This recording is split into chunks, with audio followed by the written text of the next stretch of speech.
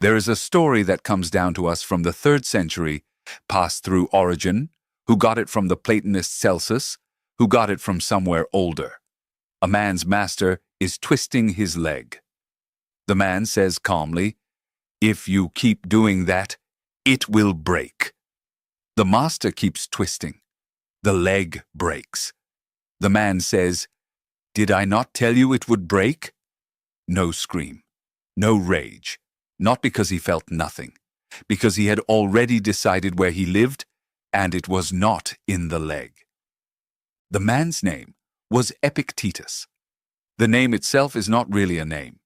In Greek, it means something close to acquired, a word you would use for property, for something gotten. His birth name, if he had one, before enslavement, is lost.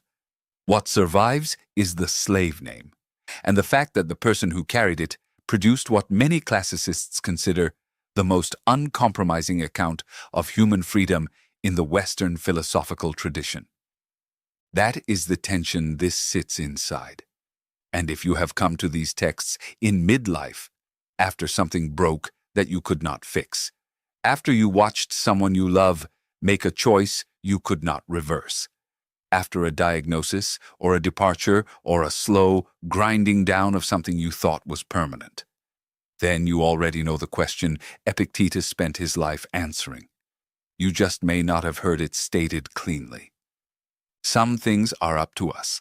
Some things are not. The root of suffering is confusing the two. That is the whole teaching. It fits on an index card. It is also so radical that most people spend decades resisting it, and the resistance is the suffering, and the suffering is the proof. Epictetus was born around 50 CE in Hierapolis, Phrygia, present-day Pamukkale, Turkey. The date is approximate, reconstructed from internal evidence in his texts and the testimony of later ancient writers, because no civil record would have been kept for a slave. He was brought to Rome as property, owned by a man named Epictetus, who was himself a freedman, a former slave who had risen to serve as secretary to the Emperor Nero. This was not unusual. Roman household economy ran on enslaved labor at every level, and a freedman owning slaves was common enough to be unremarkable. Epictetus received some education in that household, including exposure to Stoic philosophy. He studied under Musonius Rufus, the most rigorous Stoic teacher in 1st century Rome, a man sometimes called the Roman Socrates, who had been exiled twice for his trouble and who taught that philosophy was not an argument you won, but a life you practiced. Epictetus was eventually freed, probably in his 20s, possibly following the upheaval after Nero's death in 68 CE. He opened a school in Rome. Around 89 CE, the Emperor Domitian expelled philosophers from the city. Domitian was not a man who enjoyed being told what virtue required, and Epictetus relocated to Nicopolis in Epirus, northwestern Greece, a city Augustus had founded to commemorate the Battle of Actium. He taught there for roughly 4 decades, until his death around 135 CE. He never wrote a word. Everything we have comes through a student named Arrian of Nicomedia, the same Arrian who later wrote the most important surviving history of Alexander the Great. Arrian attended Epictetus's lectures as a young man and transcribed them, stating explicitly in his preface that he did not compose literary works, but tried to preserve the living quality of his teacher's speech. What survives is the Discourses, 4 books of an original 8, meaning we have lost half of whatever Epictetus taught in full, and the Enchiridion, a compressed handbook Arrian assembled from the longer work as a practical manual. The Enchiridion is short enough to have been a single scroll. It is also one of the most influential philosophical texts ever produced, and its author held no pen. The opening line of the Enchiridion, in Robin Hard's Oxford translation, reads, "Some things are up to us, and some are not up to us. Up to us are opinion, impulse, desire, aversion. In a word, whatever is our own action.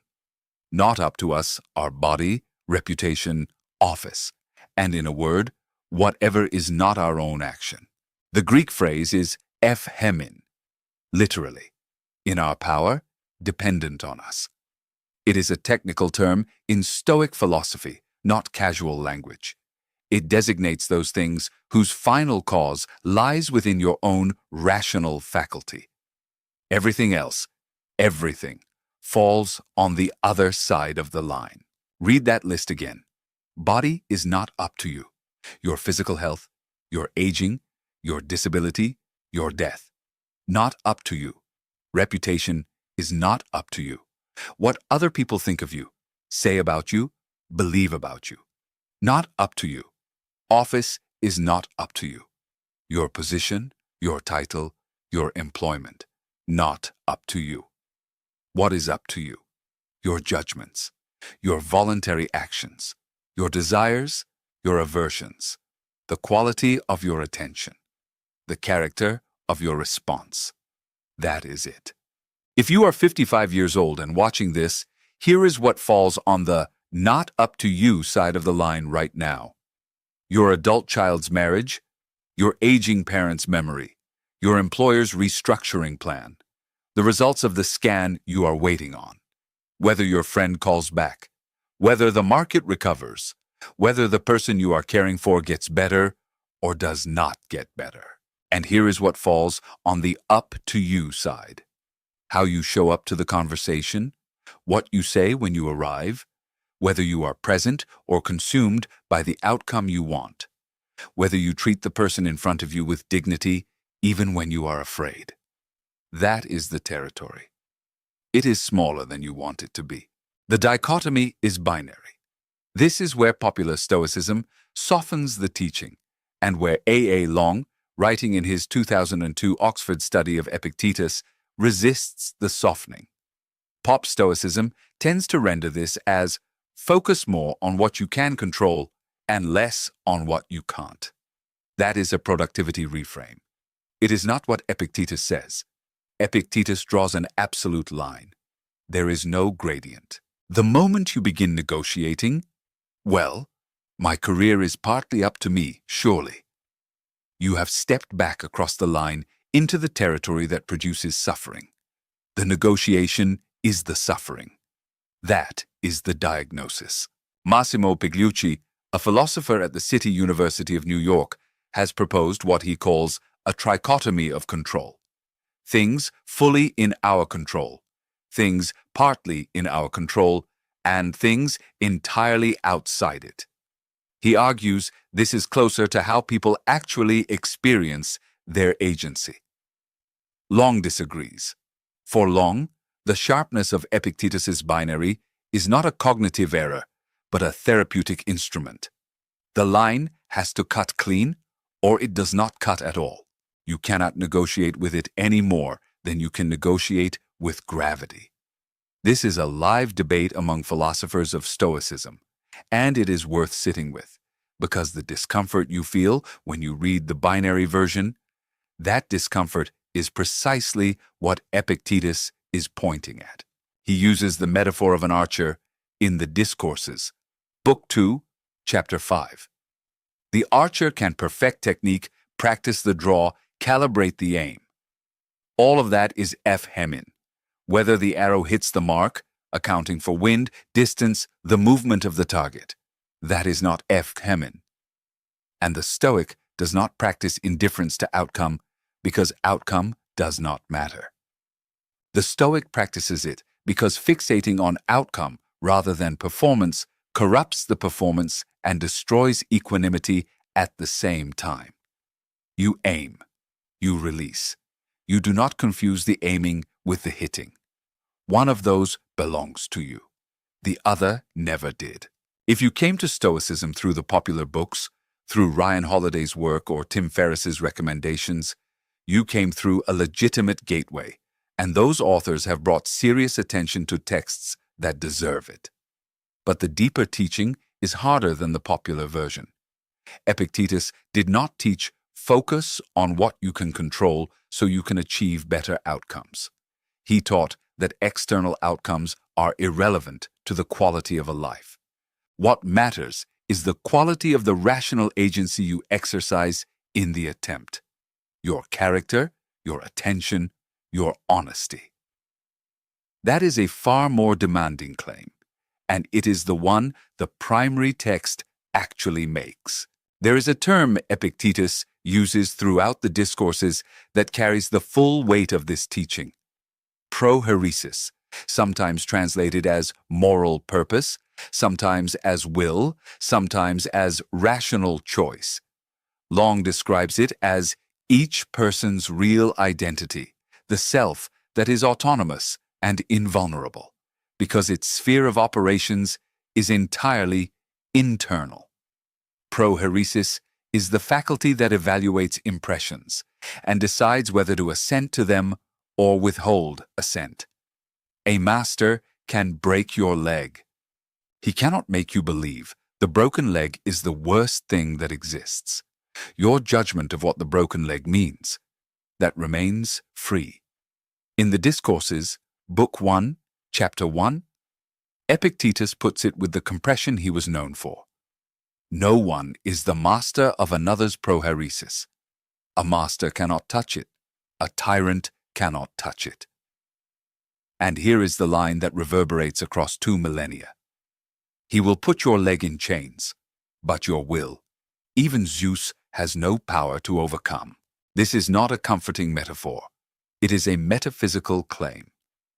The Stoics held that the rational faculty, the hegemonikon, the ruling part of the soul, is the only truly autonomous thing in nature. Everything else, including your body, is part of the causal chain of the cosmos. The freedom Epictetus describes is freedom within that order, not freedom from it. It is narrower than libertarian free will and more specific than modern self-help language about mindset. It is the claim that there exists in every human being a place that cannot be invaded from outside, but can be surrendered from within. When you say, "He made me angry," you have surrendered it. When you say, "I chose to be angry in response to what he did," you have located agency correctly. And the moment you locate it correctly, you can also choose differently. Now here is what the tradition does not say, and this matters. The Stoics did not teach emotional suppression. This is the most common misreading, and Margaret Graver's 2007 study, Stoicism and Emotion, dismantles it with care. The Stoics distinguished between propatheiai, automatic pre-emotional reactions that cannot be controlled, the flinch at a loud noise, the pang in the chest when the phone rings at 2 in the morning, and path, full passions rooted in false judgments about what is necessary for a good life. The goal was never numbness. The goal was replacing false judgment passions with eupatheiai, well-reasoned emotions, including joy, appropriate caution, and rational wishing. Epictetus's own lectures, as Arrian preserved them, are fierce, impatient, tender, and occasionally funny. He was not a flat affect delivering doctrine. He was a teacher who cared, and who would have found the "suppress your feelings" reading of his work to be exactly the kind of confused judgment he spent his career correcting. The Enchiridion, Chapter 5, in Hard's translation, "What disturbs people is not things, but their judgments about things." That line is often attributed online to Marcus Aurelius or floated without source as a general Stoic proverb. It is Epictetus, and it is not a suggestion. It is a diagnosis. If you are disturbed, the cause is your judgment, not the event. The event sits in the "not up to us" column. The judgment sits in the "up to us" column. You have been looking at the wrong column. And here, the tradition asks something genuinely difficult. If you are grieving, it does not tell you not to grieve. It tells you to examine the judgment underneath the grief. Is the judgment, "This person I loved is gone, and I feel pain"? That is a natural response, and Epictetus does not pretend otherwise. Or is the judgment, this should not have happened, the universe owed me something different, and the fact that it did not deliver means life is unfair. That second judgment, the demand that reality conform to your preference, is where Stoic therapy begins, carefully, without cruelty, but without evasion either. This is also where honesty requires a limit. Stoic practice is not a clinical treatment for depression, for anxiety, for trauma, for grief that will not lift. Albert Ellis, the founder of rational emotive behavior therapy, explicitly acknowledged Epictetus as an influence, and the overlap between Stoic practice and cognitive behavioral therapy is genuine and documented. But Stoicism is a philosophical tradition, not a therapeutic protocol. And if what you are carrying is more than ordinary human difficulty, if it has weight that does not respond to reflection, if it has been there longer than makes sense, if it interferes with functioning, that deserves professional support, and Epictetus would not have argued otherwise. He knew the difference between a philosophical exercise and a broken leg. He had both. There is one more thing, the biography teaches, and it requires a detour through the most powerful man in the Roman world. Marcus Aurelius, emperor from 161 to 180 CE, writes in the first book of the Meditations that it was his teacher Rusticus who introduced him to Epictetus's lectures, specifically a copy of the discourses. Marcus read them, internalized them, and used them as a private operating manual while commanding an empire, fighting wars on the Danube frontier, managing a plague that may have killed 5 million people, and watching most of his children die before him. In the Meditations, Book 5, Chapter 20, Marcus writes, in Hard's translation, "Nothing that happens to a man is contrary to nature, and nothing that happens is in his power to refuse." That is applied Epictetan doctrine from the imperial throne. And this is the counterintuitive heart of it. The most powerful man in the world needed this teaching because power over external things does not equal freedom from wanting more control over what you still cannot guarantee. Marcus could command legions. He could not command the plague to stop. He could not command his own son Commodus to become the kind of man Marcus hoped he would be. The dichotomy is not a consolation for the powerless. It is the actual structure of human agency regardless of position. The slave and the emperor arrive at the same line and face the same choice. Accept where it falls, or spend your life fighting it and call the fight your suffering. If you are reading these texts in midlife, if you came to them after something, a loss, a transition, an illness, a slow reckoning with the fact that some things you planned are not going to happen, you came the way most serious readers come. And if you read Marcus Aurelius at 20 and are returning to him at 50, you are meeting a different book. The book did not change. The Enchiridion, Chapter 17. Epictetus. Remember that you are an actor in a play, the character of which is determined by the author. If short, a short one. If long, a long one. Your duty is to act well the part that is given to you, but to select the part belongs to another. You did not choose to age. You did not choose the diagnosis. You did not choose what your children would become or what your parents would forget. But how you perform the role you are in, the quality of your attention, the character of your response, the dignity you bring to the specific scene you are standing in right now. That is yours. That was always yours. The most widely circulated Marcus Aurelius quotation on the internet. You have power over your mind, not outside events. Realize this, and you will find strength. Does not appear in the Meditations. Not in Hard's translation, not in Hayes's, not in any established scholarly edition. It is a paraphrase of uncertain origin that has been repeated so many times it has become uncheckable.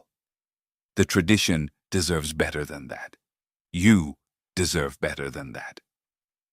Go to the text. Robin Hard's Oxford translation of Epictetus is in print and available. The Enchiridion is 53 short chapters. You can read it in an afternoon. You will not finish it in a lifetime. If you have a passage from these texts that stopped you, a specific line that met you at a specific age and under specific circumstances, I would like to hear it. Leave it in the comments and say when you first encountered it and whether it reads differently now. Epictetus lived simply. Ancient tradition holds that he owned a clay lamp and a sleeping mat. After his death, someone reportedly paid a large sum for the lamp, as though the object held the teaching. It did not. The teaching is not in the lamp, or in the leg, or in the scroll, or in the school at Nicopolis, whose ruins still stand in northwestern Greece. The teaching is in the place Epictetus told you to look, the only place that was ever yours, the place no master and no emperor and no diagnosis and no departure can reach. Your judgments, your responses, your attention, right now, this morning. Subscribe if you want these texts treated as philosophy, not performance enhancement.